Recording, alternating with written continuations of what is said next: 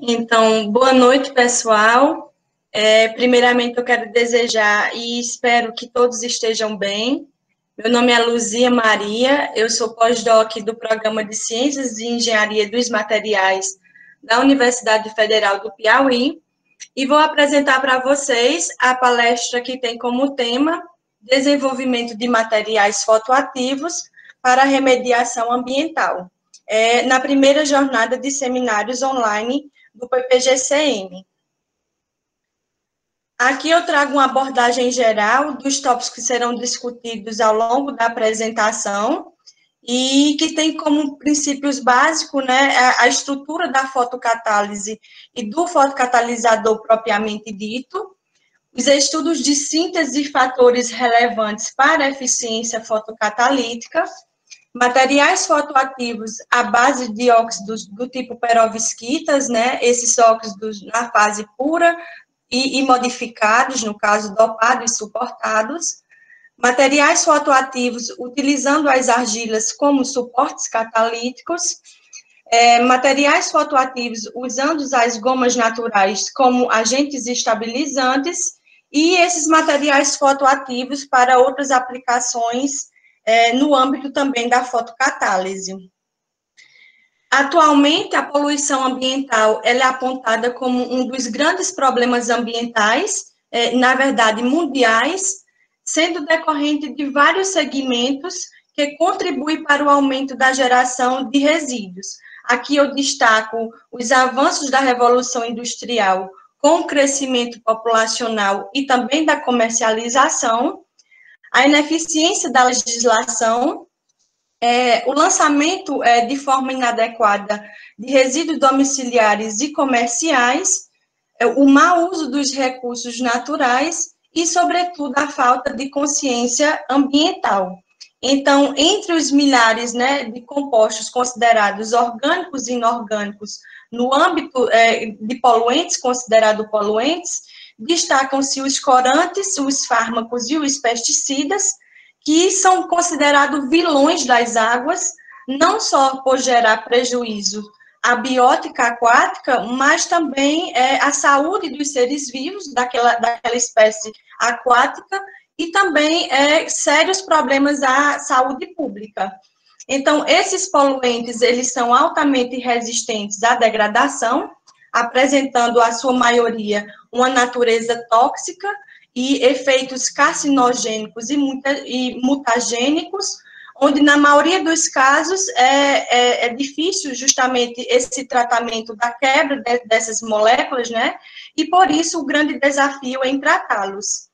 Felizmente, nos últimos anos, tem sido observado um cenário diferente, justamente pelo desenvolvimento de tecnologias de tratamento que sejam tanto eficientes, ambientalmente corretas, mas que também sejam economicamente viáveis.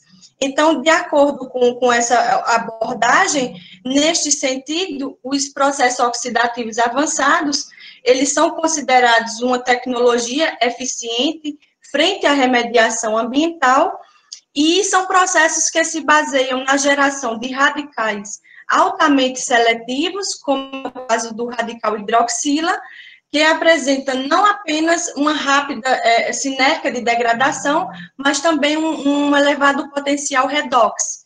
Então, por isso, essa relevância na destruição de poluentes.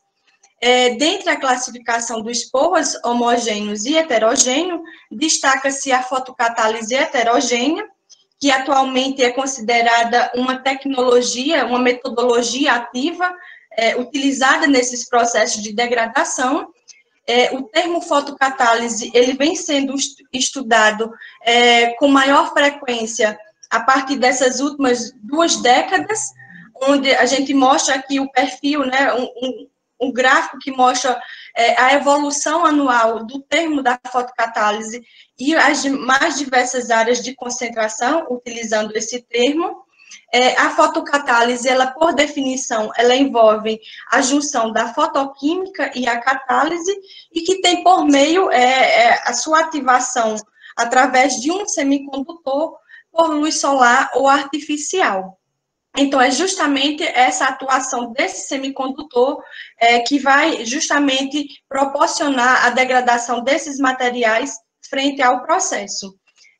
Os semicondutores que são considerados fotocatalisadores, eles apresentam duas regiões energéticas, que são as regiões de banda de valência e a banda de condução, e existe, entre essa diferença das bandas, a energia do band gap, que é justamente a energia necessária para promover a excitação do elétron na banda de valência, ou seja, de uma menor energia para uma região de mais alta energia.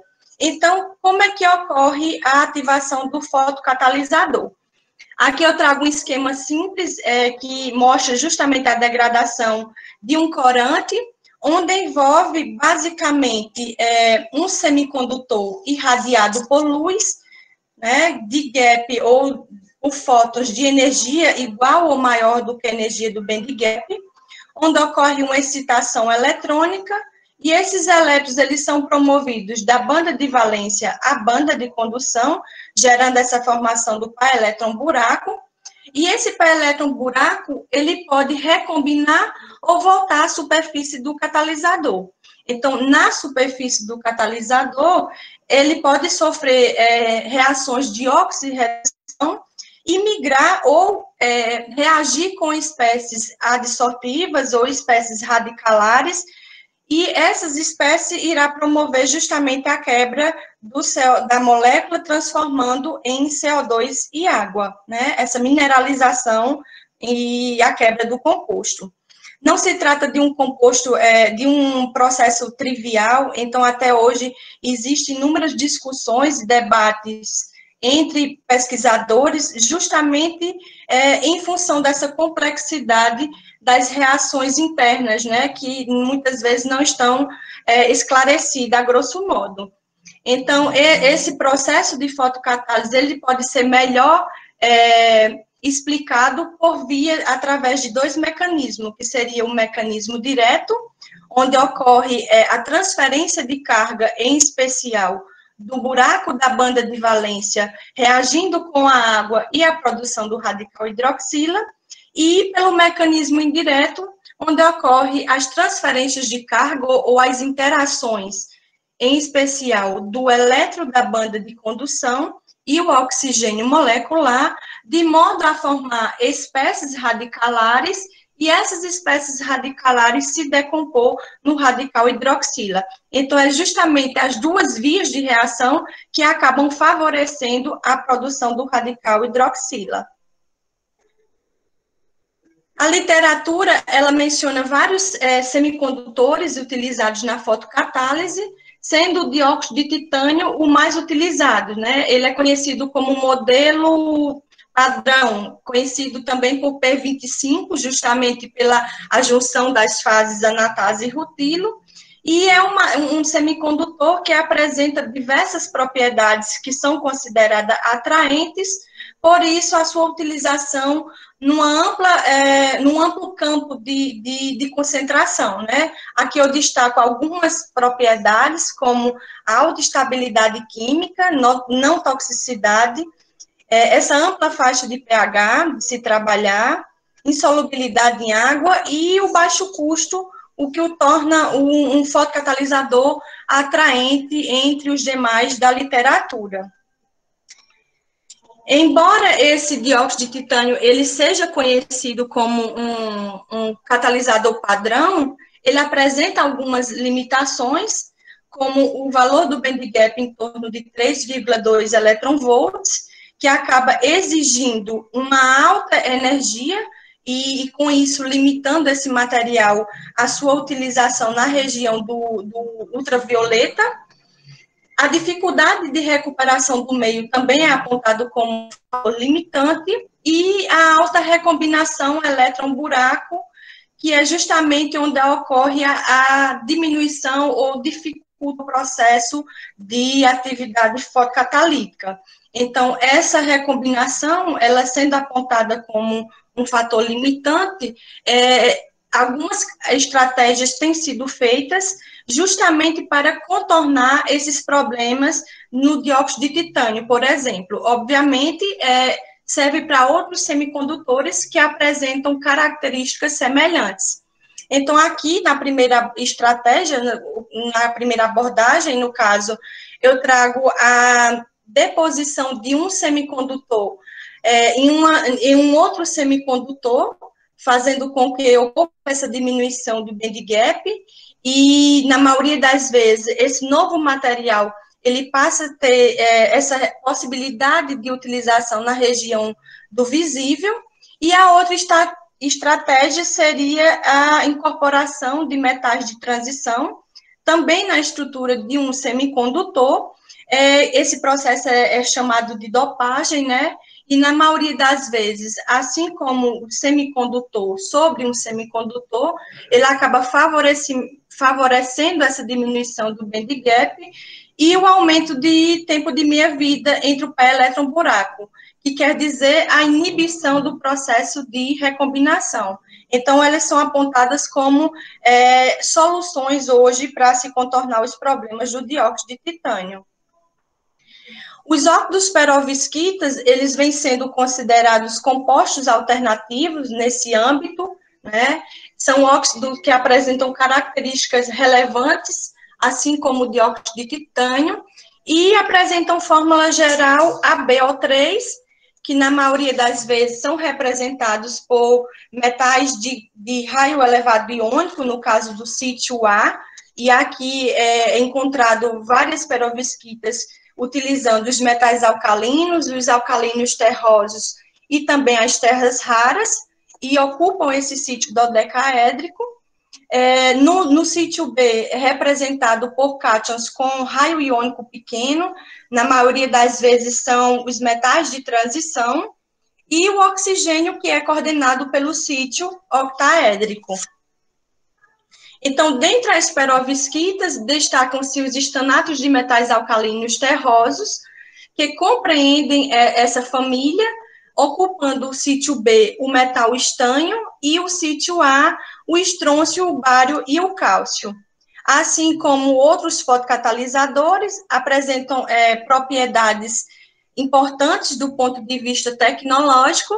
E aqui eu trago justamente a estrutura, né, do bário, que apresenta uma simetria cúbica, e do estanato de estrôncio e de cálcio, que apresentam estrutura ortorrômbica. Essa simetria ortorrômbica, ela é derivada das distorções dos octaedros que acabam possibilitando essa mobilidade do SNO6, que é justamente o octaedro dessas perovskitas. Duas características eu destaco para esses estanatos de metais alcalinos terrosos. Primeiro, que o Brasil é um grande produtor mundial do estânio, ou seja, do óxido de estânio, que é a caceterita, e é um dos precursores bastante utilizado nos métodos de síntese para obter esses materiais. E, segundo, a sua substituição dos cátions A e B, que proporcionam defeitos na estrutura. Então, os estanatos, eles têm essa possibilidade de acomodar metais na estrutura de modo a modificar a superfície do material. Então, uma outra característica bastante relevante dos estanatos são os inúmeros métodos de síntese para se obtê-los. Aqui eu trago um esquema, né, onde mostra justamente alguns métodos, e aí o método hidrotermal, o método sólido, o estado sólido, o método de coprecipitação, o método Pettini e alguns precursores utilizados na síntese desses estanatos, a temperatura e o tempo de calcinação, que vai variar de acordo de método para método, e quando definido esse método, ele irá possibilitar não só projetar a morfologia desse material, mas também as propriedades fisicoquímicas de acordo com o método para cada material. Aqui é um levantamento do ano de 2018 dos estanatos utilizados na fotocatálise, onde foi feito justamente essa busca, utilizando os termos do bário, cálcio e estrôncio como fotocatalisador, e de acordo com os bancos de dados, foi encontrado 21 artigos que foram utilizados na aplicação fotocatalítica, sendo 9 para a geração de hidrogênio, a partir da quebra da molécula da água, e 9 na degradação de corantes. Dentre esses 3 sistemas, o estanato de estrôncio foi o que apresentou com o maior número de artigos envolvendo esses processos fotocatalíticos. A maioria desses estanatos encontrados na literatura, eles são baseados na forma pura. O grupo do LACON, na Universidade Federal da Paraíba, sob a orientação da professora Ieda, ela acaba desenvolvendo esses estanatos modificados, ou seja, a partir da dopagem e também a modificação por suportes, e dentre aqueles 12 artigos, eu destaco esses 4 que estão dentro dos 12, que foram utilizados na degradação de corantes. No primeiro caso, o estanato de bário, dopado com ferro, e na degradação de um corante aniônico. No segundo caso, o estanato de bário com a deficiência de elétrons, tanto no sítio A quanto no sítio B, que seria o formador de rede. Também na degradação de um azocorante, o estanato de cálcio utilizado ou obtido pelo método Pettini modificado na degradação de um azocorante. Esse cálcio ele também foi utilizado em processos de catálise, na remoção de NO com CO e reações de craqueamento de fluido catalítico. E, por último, o estanato de estrôncio nitretado, utilizado na região do visível, e também foi usado para o tratamento de águas a partir do biodiesel. Então, particularmente, esse estanato de estrôncio, ele é um semicondutor do tipo N e apresenta bem em torno de 3 e 4 eletronvolts, dependendo do método de síntese. Uma das suas limitações é a baixa área superficial. Por isso, uma das estratégias que tem sido feito atualmente para dispersar essa fase da perovskita é justamente a sua dispersão sobre suportes catalíticos, que auxiliam não só na distribuição, mas também na promoção do maior número de sítios ativos, de modo que esses sítios possam participar na reação. E esses suportes apresentam, na maioria das vezes, pouca ou nenhuma atividade fotocatalítica. Então, na maioria dos materiais suportados, essa imobilização, ela passa a atuar melhor do que o catalisador propriamente puro, né? Então, por isso, a importância em se obter materiais suportados. Aqui um resumo do trabalho de tese desenvolvida no LACON, que é o laboratório da UFPB, onde eu realizei o meu estágio de doutorado, onde se resume basicamente na síntese do estanato dopado com cobre e depositado sobre a zircônia, essa zircônia comercial. Algumas caracterizações feitas durante o período de tese e a avaliação fotocatalítica, onde foi dividida em 2 fases. A primeira fase é justamente a degradação do remazol amarelo-ouro, que foi realizada no laboratório de combustíveis, e a segunda fase, que foi utilizando a degradação do azul de metileno e da eosina, e foi realizada no LIMAV, com auxílio da professora Josi. Ainda foi avaliado os termos de toxicidade dessas soluções e a avaliação dos produtos de degradação. Essa segunda fase do trabalho eu considero de otimização. Para vocês terem uma ideia, nessa primeira fase do remazol, eu chegava a fazer reação com 10 horas de irradiação numa lâmpada UVC, e nessa fase do LIMAV, eu utilizei lâmpada de mercúrio, onde eu obtive os mesmos resultados, assim, os percentuais, né, com 2 horas de irradiação. Então, por isso, foi extremamente importante para o meu trabalho de tese essa otimização dos parâmetros de reação. Então, a metodologia desses materiais foi baseada no método Pettini, que é um método que se baseia naquela ação dos cátions e uma posterior reação de polimerização. Então, aqui para o material puro foi primeiro dissolvido o estanho metálico no ácido nítrico para a formação do citrato do estanho, em seguida a formação do citrato de estrôncio, e aí ambos foram ajustados o pH, e a mistura dos citratos, onde foi adicionado o etileno glicol para a formação da resina polimérica. Após a obtenção da resina, esses materiais eles foram submetidos a tratamentos térmicos, primeiro para a formação desse puff, que seria a matéria orgânica, e por fim, o tratamento térmico a 800 graus para a obtenção da fase da perovskita. No caso do material dopado, foi o mesmo procedimento, apenas com a adição do citrato de cobre. Como podemos ver, foi adicionado esse citrato e a soma das resinas poliméricas. Para a síntese das perovskitas suportadas, ou seja, a pura e a dopada, então, partindo da resina, ou seja, a soma dos citratos, esse material foi levado no rota evaporador e depois foi submetido às calcinações, primeiro para a fase do puff e segundo a de 800 graus para a formação e formação da perovskita desejada, no caso, as suportadas. Aqui alguns testes de caracterização realizados na tese, onde eu trago justamente algumas dessas caracterizações, como o caso da microscopia de transmissão e a de varredura, e eu trouxe justamente essas caracterizações para avaliar a formação do sistema suportado.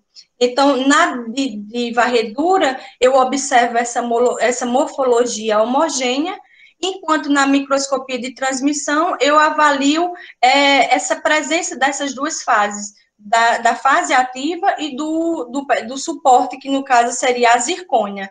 E essa morfologia sugerindo um sistema core-shell, que seria o envolvimento núcleo-casca, né?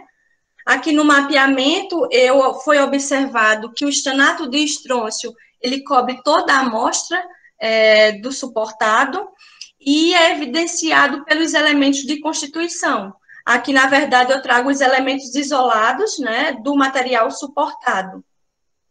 Na espectroscopia do VVIS, não só foi possível determinar as transições eletrônicas, mas também o gap desses materiais. E aí foi encontrado material puro em torno de 3,6, material suportado com 2 gaps, nos gaps intermediários, justamente pela essa deposição dos materiais, e 5 eletronvolts, né, considerado como isolante para a zircônia. Aqui eu trago também as medidas de PCZ, onde se observa-se uma pequena mudança em relação ao material puro, que obteve 4,5, e o material suportado, que obteve 5, e, além disso, a influência das propriedades de superfície, que foram indicadas pela forte interação entre o metal e o suporte. Além disso, essas análises de potencial zeta, foi possível avaliar o quão favorável deve ser essas interações, tanto do fotocatalisador quanto do corante, no caso, os corantes estudados, e também dessa superfície do material, através das densidades de carga. Então, dentre os ensaios de fotocatálise, é uma técnica bastante relevante para explicação, em especial, dos efeitos de pH durante os testes fotocatalíticos. Por último, a espectroscopia de impedância eletrônica, né, que a partir de um circuito, utilizando o modelo de Monte-Schottky, foi possível determinar os potenciais de banda, tanto da banda de valência e a de condução, como também o gap estimado. E aí corroborar esse gap justamente com os dados de espectroscopia do VVIS. Então, essa caracterização, ela possibilita justamente essa construção dos diagramas de energia. Aqui eu trago um resumo, né, dos percentuais de degradação do material puro e do material suportado, onde apresentou eficiência tanto utilizando um pH em torno de 3,5 e também 6. A gente observa que no pH 6 apresentaram maiores percentuais de degradação. Então, o material puro atinge 90% e o material suportado 98%. Essa atividade ela é atribuída justamente à estrutura desses estanatos, ou seja, essa distorção dos octaedros na estrutura do estanato puro. E com relação ao material suportado, é bom destacar justamente o termo de normalização em relação a esses percentuais, uma vez que ele apresenta apenas 10% da fase ativa, ou seja, enquanto o meu material puro, que seria o estanato, ele apresenta cimácico, obtendo 90%, o material suportado, ele apresenta apenas 10% dessa fase, 90% da zircônia, e atinge essa eficiência de 98%. Então, é bom sempre reforçar essa questão de normalização com relação ao material suportado, né? Então, não comparar esses resultados, mas esse aumento da eficiência é justamente em função desses 10% da fase ativa. Então, é o importante do material suportado. Aqui é um esquema do gráfico abstract, né, desse trabalho utilizando o Remazol, que foi enviado recentemente para a revista, e até então estamos aguardando o parecer final dos revisores. Com relação à segunda fase aplicada, que foi os parâmetros otimizados no LIMAV, eu considero, como eu disse antes, a fase mais importante, né, que é justamente onde a eficiência e a taxa de uma reação dependem desses fatores. Eles afetam diretamente a cinética de reação, por isso, eles são considerados hoje os queridinhos da fotocatálise, né, eles são considerados os heróis, justamente por poder interferir durante o processo. Interferir como? No caso dos oxidantes, favorecendo, né, acelerando essa cinética de degradação, e, por exemplo, no caso dos ânions, na grande maioria, dificultando o processo, inibindo essa degradação dos contaminantes. Então, por isso, é de extrema importância a utilização. Então, dificilmente hoje os artigos no âmbito da fotocatálise não utilizam, não deixam de utilizar, na verdade, esses fatores, por serem considerados relevantes durante o processo. Aqui eu destaco 3 fatores, que são a concentração do fotocatalisador, onde, uma vez ela otimizada, minimiza custos e energia para o processo, então, por isso a importância. O pH da solução, no caso, a variação de pH entre os efluentes, que acaba determinando as propriedades de superfície do fotocatalisador, e, além de tudo, ela muda os potenciais de redução, né, de oxirredução na reação fotocatalítica. Então, também por isso a importância da avaliação do pH.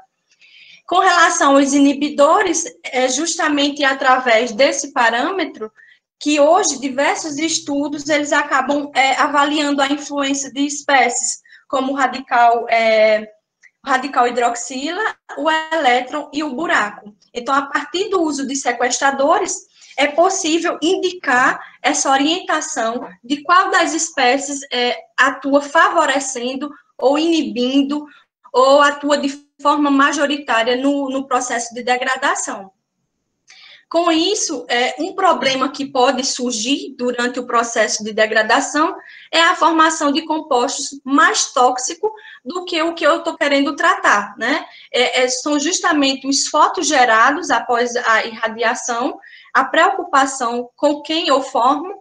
Então, é justamente através de desconhecer esses materiais que é necessário o monitoramento desse processo, que pode ser através de várias abordagens. Na tese, eu acabei utilizando a avaliação toxicológica, utilizando a Artemia salina, que são microcrustáceos que se desenvolvem bem em condições hipersalinas, e trata-se de uma abordagem também, de um método fácil, né, de fácil execução e de baixo custo. E o outro teste foi o de viabilidade celular a partir do reagente MTT. Então, esse reagente MTT é justamente o reagente de brometo de tetrazonila, que visa justamente avaliar essa viabilidade a partir da redução desse brometo. Então, como é que funciona o teste de MTT? A princípio, esse MTT, ele é induzido, né, incubado com células vivas, onde tem esse seu substrato quebrado por enzimas mitocondriais, transformando-se nesse composto de cor amarela em compostos de cor azul escura, como podemos observar aqui no vídeo, que é justamente a formação dos cristais de formazão, e a partir dessa formação desses cristais, é justamente através da produção deles que vai refletir o estado funcional da cadeia em termos de viabilidade celular. Então, é basicamente essa transferência, não, essa mudança de cor que vai indicar essa viabilidade. Aqui eu trago um resumo dos perfis das curvas, no caso da concentração do fotocatalisador, utilizando 4 variáveis de massa, então de 0,25 a 2 gramas por litro, e aqui eu observo, né, eu destaco justamente o parâmetro de 0,5 gramas por litro, que foi a razão massa-volume que obteve os maiores percentuais de degradação. Sempre na razão puro suportado, ou seja, 93 e 95, 78 e 90 na presença da eosina. Por isso, otimizar esses dados, justamente, como eu falei, para reduzir o tempo e a energia do processo. Aqui eu trago as curvas utilizando a variação de pH, né? Foram utilizadas 3 variáveis, em 3, 7 e 10, o pH, onde observa-se justamente também os perfis das curvas e essa relação do teste de PCZ, o pH do PCZ com os testes de pH. Então, quando eu citei nas caracterizações a importância do PCZ, é justamente para poder correlacionar com os dados de pH. Então, sabendo desse conceito, que o pH é maior do que o pH do PCZ, eu tenho uma superfície negativa, e a superfície positiva quando esse pH é menor do que o pH do PCZ. Então, sabendo desse conceito, eu pude explicar, no caso dos meus resultados experimentais, o porquê do pH. No caso, utilizando a eosina, ele apresentou um melhor resultado nesse pH 3, na presença de um corante aniônico, e o porquê no pH 10 apresentou resultados melhores na presença do azul de metileno, que é um corante catiônico. Então, foi de extrema importância essa medida de PCZ, justamente para os testes de pH. Aqui eu trago os percentuais de viabilidade, né, onde, segundo um padrão internacional, deve ser maior ou igual a 70%. Então, aqui eu observo alguns materiais, no caso, no puro, em especial o suportado, que seria o MB2, no azul, que apresenta assim, esse limite, né, de 70%, e aí, considerando esse valor, todas as amostras, ou seja, dos corantes inicial, né, e o teste de fotólise, e as demais irradiadas, elas não apresentaram toxicidades frente à viabilidade celular, citotoxicidade, no caso. Aqui eu trago os percentuais de degradação, né, onde a partir do reuso desses materiais é possível avaliar fotoestabilidade. Então, aqui eu obtenho para os primeiros ciclos de 92 a 95, e após o quarto reuso desses materiais, 54% e 58%. No caso da eosina, de 78 para 58, e de 90 para 52. Então, não só foi possível dizer que ele é um bom fotocatalisador, mas também como um bom fotoestabilizador, à medida que apresentou esse percentual acima de 50%. Por isso, eu considero que os estanatos eles foram candidatos promissores para os testes dos corantes. Com relação aos estudos aplicados do LIMAV, um levantamento feito ano passado, nesse mesmo âmbito, né, utilizando os fármacos, os pesticidas e os corantes, nos apontou que ainda é crescente o número de artigos nessa área. Esse levantamento nos rendeu na publicação de um capítulo de livro, e esse capítulo veio somar ainda mais a necessidade de se continuar trabalhando nesta área, né? Então, aqui eu apresento o capítulo de livro e os números dos artigos encontrados nos últimos 10 anos utilizando esses 3 poluentes.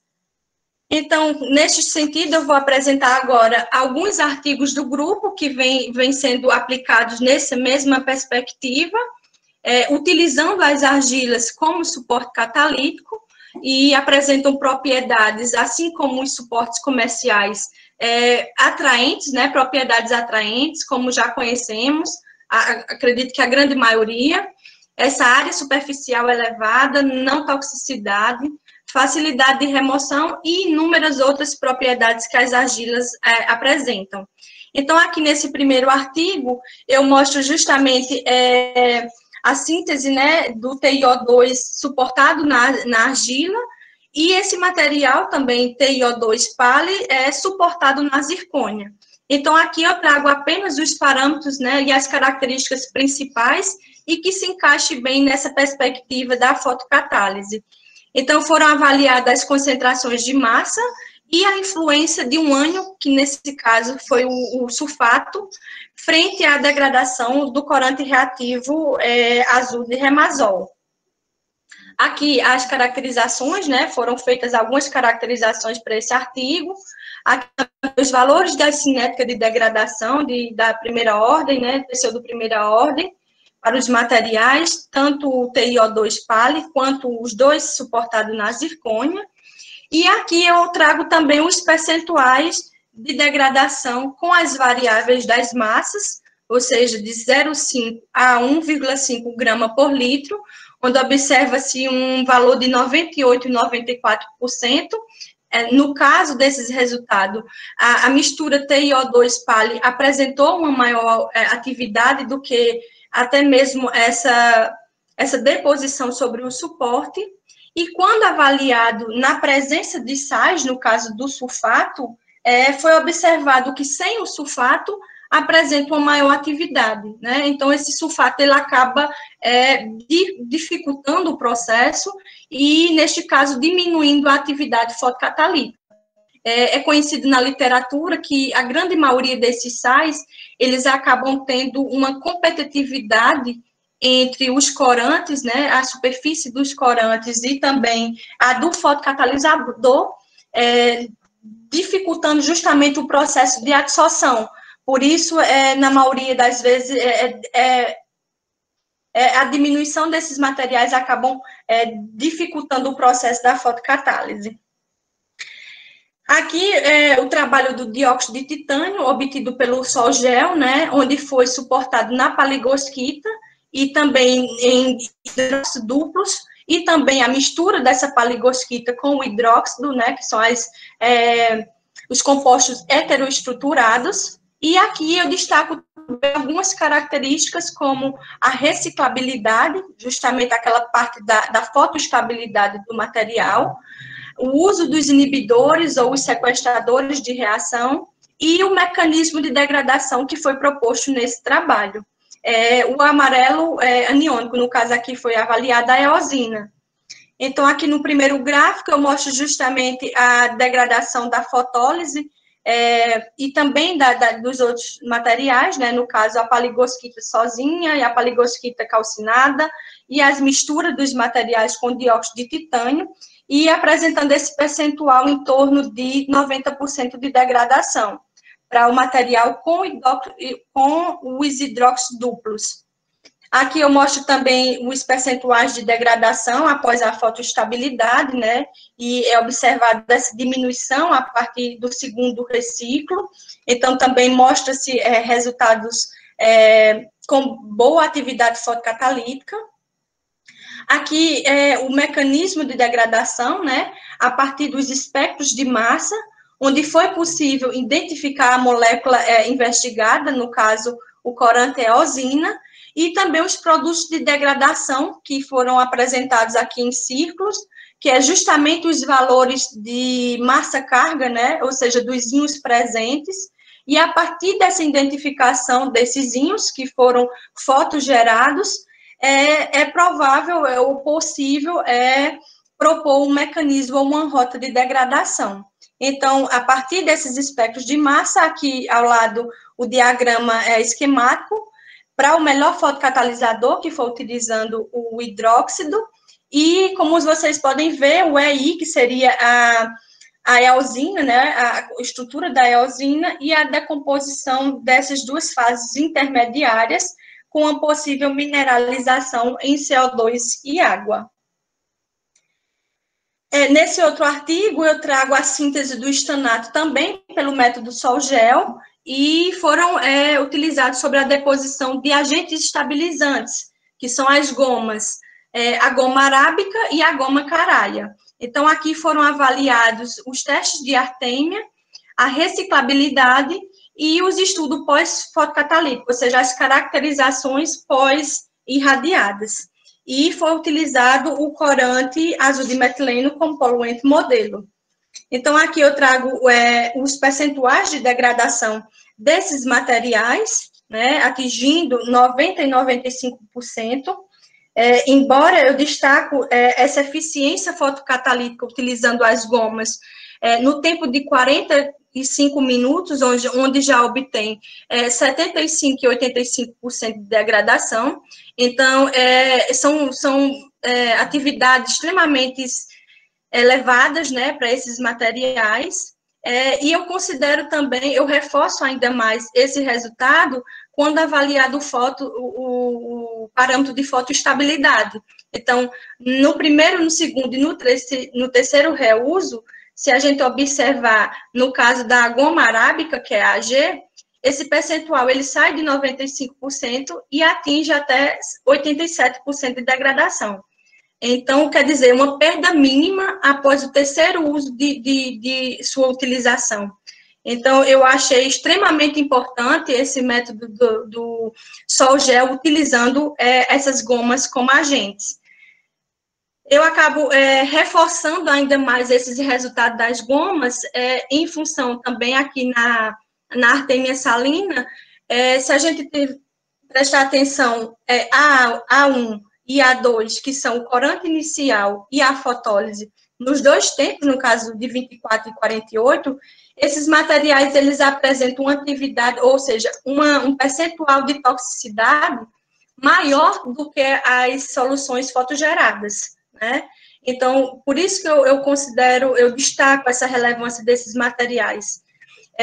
Eu acredito que tenha não só ocorrido a degradação, né, a descoloração desse corante, mas uma possível mineralização, em função dessas soluções fotogeradas não ter gerado produtos mais tóxicos, justamente do que o poluente modelo. Então, esses resultados, eles são promissores, não só para os corantes, mas também para outras classes de poluentes que podem ser investigadas.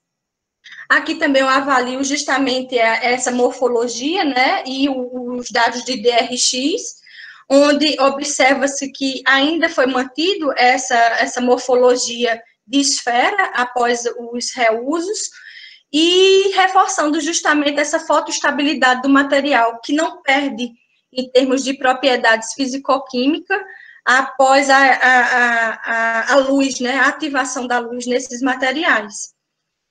Com relação ao DRX, não foi possível também observar mudanças significativas nesses materiais. Aqui eu trago alguns trabalhos do grupo que já foram publicados e utilizados com outras aplicações. No caso aqui, o trabalho do Joaldo, que foi utilizado como suporte à caulinita, para o dióxido de titânio.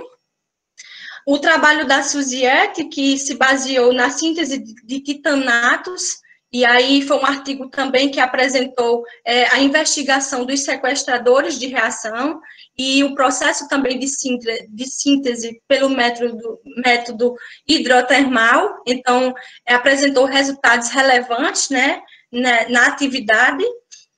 O dióxido de titânio imobilizado sobre a cepiolita, aqui nesse estudo da cepiolita foi investigado os parâmetros de reação, como a estabilidade, a concentração do poluente, a concentração da massa do fotocatalisador e o pH da reação. E esse último artigo, que é do estanato de estrôncio, que foi obtido pelo método Pettini modificado, e que também foi aplicado na degradação de corantes, utilizando como meio também o ácido teraftálico. Então, também foi investigada a impedância, né, essa formação de bandas, e apresentou resultados interessantes.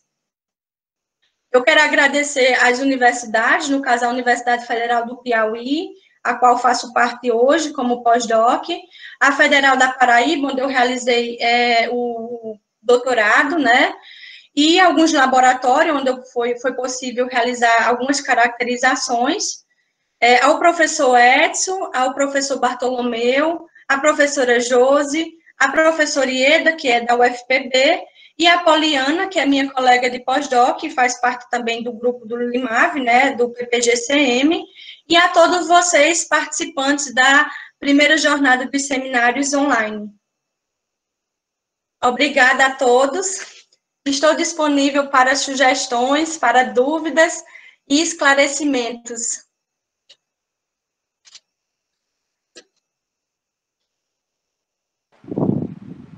Bom, parabéns, Luzia, pela ótima palestra.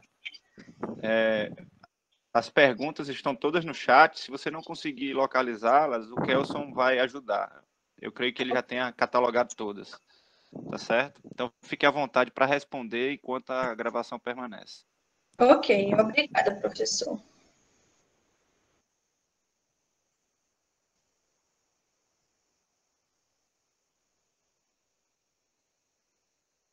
Então, acho que a primeira pergunta do Valber, eu não acabei vendo o chat, mas Kelso deixou que mandaria as perguntas para mim, né? Então, o Valber pergunta, gostaria de perguntar como é que o pH e a variação de temperatura influencia o processo de fotocatálise. Eu não sei se eu deixei claro, né, mas o pH é justamente por modificar essas superfícies do material, né, e induzir essa interação, não só do meio reacional, mas também de identificar essa relação com a superfície do fotocatalisador. Então, justamente através das caracterizações de PCZ, né, como eu mostrei, aquela parte conceitual, que a gente possa tem uma melhor noção de explicar esses dados de pH. Então, vai depender da superfície do poluente que você está trabalhando, então, se tem aquela interação, se repele, ou se eles, carga aniônica com carga aniônica que se repelem, ou então positiva com negativas que se atraem. Então, seria mais basicamente essa ideia de conhecer o poluente e também saber a sua superfície, a superfície do seu material. Então, estudo justamente experimental, né, para poder se avaliar. E a temperatura é aquela temperatura do meio reacional, né? Então, na maioria das vezes, a temperatura acaba favorecendo uma maior temperatura ou uma menor temperatura. Então, também um dado experimental a ser investigado com relação à energia de ativação do sistema. E aí vai depender do reator, vai depender do tipo de lâmpada que você está utilizando, a distância geométrica do reator e da fonte de luz. Então, seria mais ou menos isso.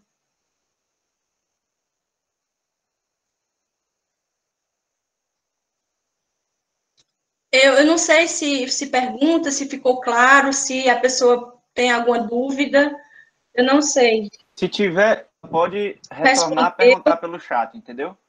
Ok. Certo? E aí você pode ligar sua câmera também, porque para o povo lhe ver, viu? Eu não, a pessoa, não é isso? Para o pessoal lhe ver, respondendo, tá?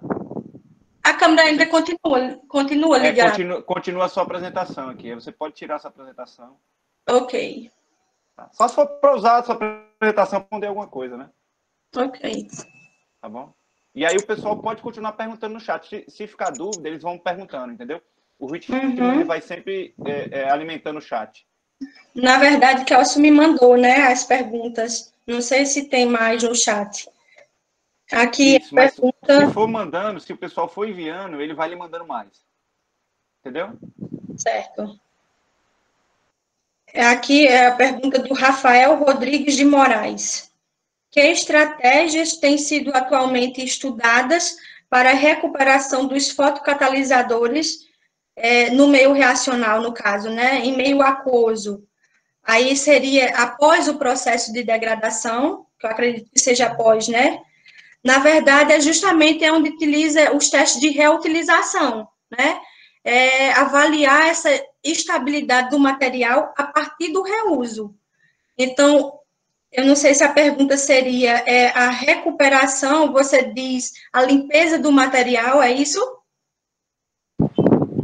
Eu acho que Luzia. Eu acho que a pergunta é exatamente como né? eu vou reutilizar esse material, como eu vou remover ele para reutilizar ele ou em outro ambiente ou no próprio ambiente, ou em outra lagoa, em outro lugar. Certo. Ele diz o tratamento, né? A lavagem, porque, na verdade, os testes de fotoestabilidades, após o reuso, ele é lavado e tratado, né? Seco, e aí retira toda aquela impureza, digamos, do poluente inicial, e em seguida é feito esse tratamento de secagem, né? De tratamento térmico, para posterior segunda avaliação.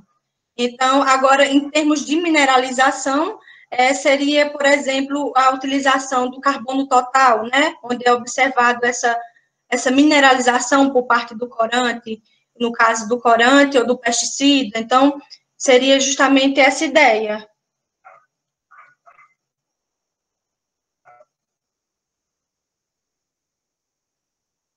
Aqui o Samuel Lopes pergunta, aproveitando a pergunta do Valbe, que envolve o pH, gostaria de saber se o pH ele pode influenciar na redução do band gap. Na redução do band gap, o pH na redução do band gap, não, na verdade, eu não acho que diretamente, né?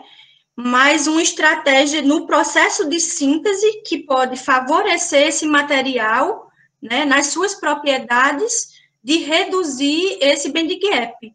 Mas com a adição apenas do pH em um fotocatalisador, adicionei o pH e já reduzi, eu acredito que não. Então, também eu acredito que seja essa pergunta, né? Se o pH ele pode reduzir o band gap do material. Não, acredito que as estratégias que você modifica o material. Agora, essa adição, não. Bartolomeu, professor Bartolomeu, podemos ter estanatos com poucas ou única camada principal e haveria mudanças nas suas propriedades? Quando você diz camada principal, você diz em relação a quê? Uma única camada? Eu vou falar, certo? Mas... Bom, uma única camada, apenas. Eu não estou falando uma única camada, lógico, de um determinado elemento, mas assim, do composto em si, da estrutura cristalina dele. Quando eu falo isso, é um material, criar um material lamelar. Eles são lamelares, mas criar com poucas camadas ou uma camada em si, de estrutural. Não, mas os estanatos, eles não têm essa propriedade lamelar. Eles não apresentam esse bloco, né, de eu colocar de injeção de um novo cátion na estrutura e ficar com interfaces. Eu modifico a rede desse material nos cátions A e B, né, no caso, a deficiência de elétrons no sítio A ou B, mas não estrutura lamelar, entende? Essa interface catiônica, aniônica, não existe isso no material dos estanatos. Por isso que eu não entendi se é a única camada. Eu não sei se eu deixei claro, então, durante a apresentação, né? Porque não lembro de ter falado dessa mistura lamelar. Tudo bem, professor? Ok, entendi. Lucas Ítalo pergunta, em relação à dosagem do catalisador suporte, teria como saber o percentual do suporte que não afete ou que melhore a eficiência do fotocatalisador? Não, né, isso aí é uma coisa de otimização de síntese, né? Então, eu acabei utilizando a razão de 10%, mas a partir de estudos otimizados. Então, eu não sei para os outros materiais, então, para você ter uma noção, o dióxido de titânio também na paligosquita, que foi no trabalho do Maicon, não foi essa relação de 10% da fase ativa. Então, não é um valor exato, né? Varia também de método para método, a forma como você vai depositar essa fase no suporte e também nas características do suporte, né? Porque tem suporte que vão ter mais propriedades de ser seletivo, outros que serem de possibilitar uma maior estabilidade do material, um que vai apresentar uma maior área. Então, a razão massa, ela não é estabelecida, ela é definida de acordo com o seu método e os seus testes experimentais.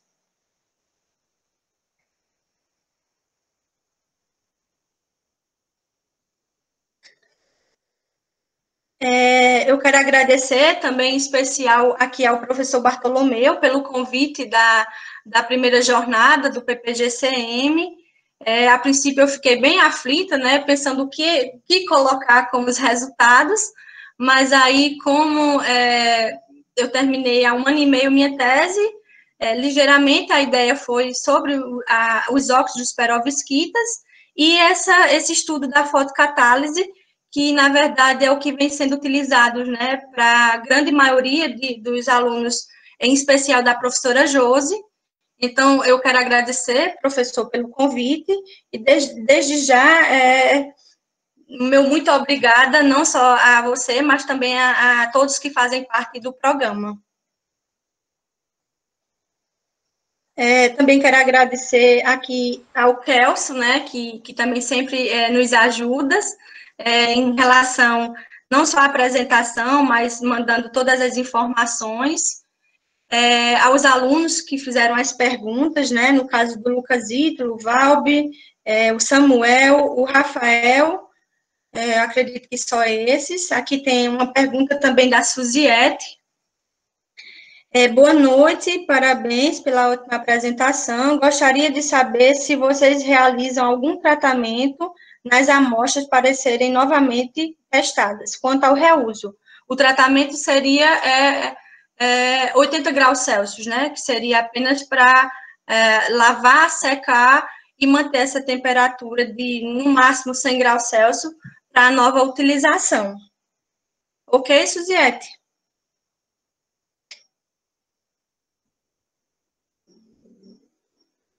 Tem mais algumas aí, recebeu? Recebi sim. A professora Josi, né, ela pergunta qual a grande dificuldade em trabalhar fotocatálise.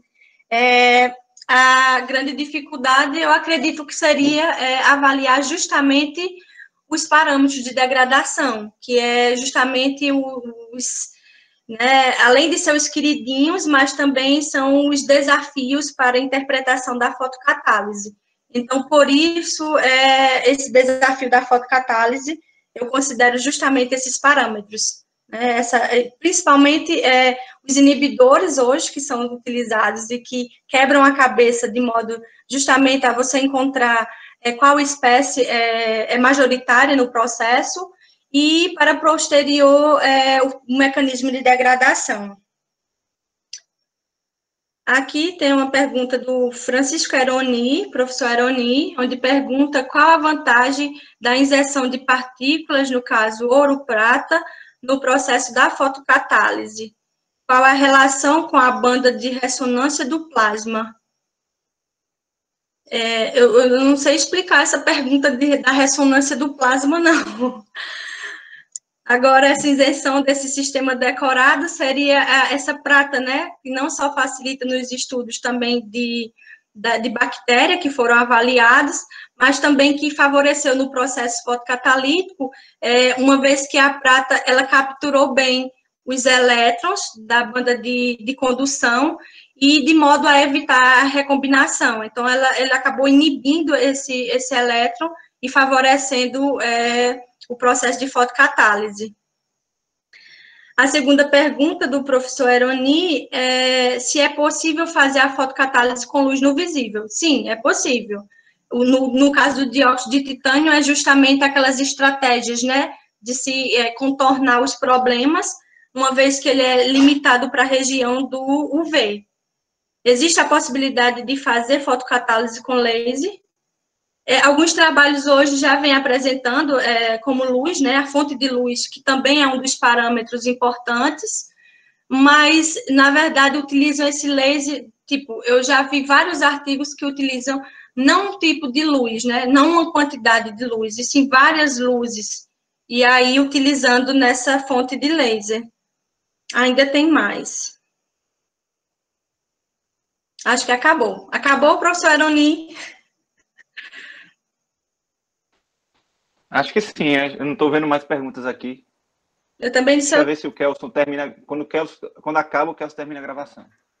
Pois é, o professor Aroni, eu não sei se eu consegui responder todas, foram 3 perguntas, né? Dessa ativação na luz do visível, sim, e a possibilidade de utilizar o laser também.